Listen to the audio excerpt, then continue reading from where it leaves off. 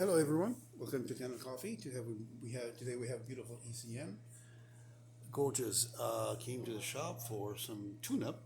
It did some descaling 6 months ago, so we didn't have to.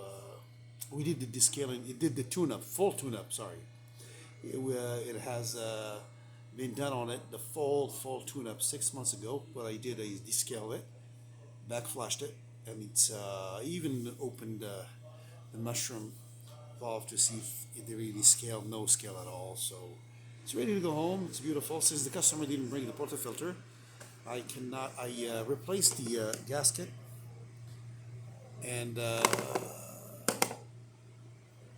basket here, the screen, and I put it as much as I can because I don't have the portafilter from the customer to put it as it should.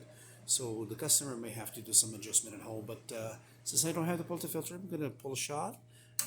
See that the water is perfectly. That's the flow. And also, let's try the steam. Is gonna be very powerful. There you go. That cannot get better than this. Please don't forget to subscribe and come see us at the shop. Beautiful machines for sale. Thank you.